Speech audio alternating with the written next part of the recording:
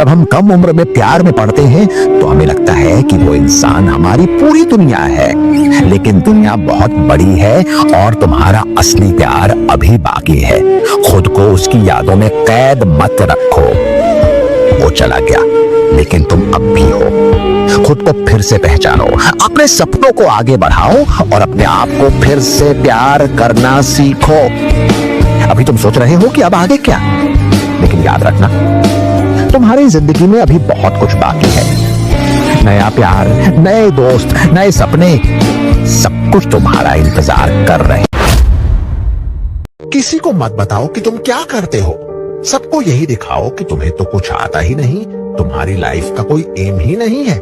जो भी करो चुपचाप करो, दिखावा मत करो। ऐसा करने से ना कोई तुम्हें टारगेट करेगा, ना किसी को जलन होगी, ना ही कोई तुम्हारे डाउनफॉल की प्रार्थना करेगा, और तुम बस आगे बढ़ते चले जाओगे।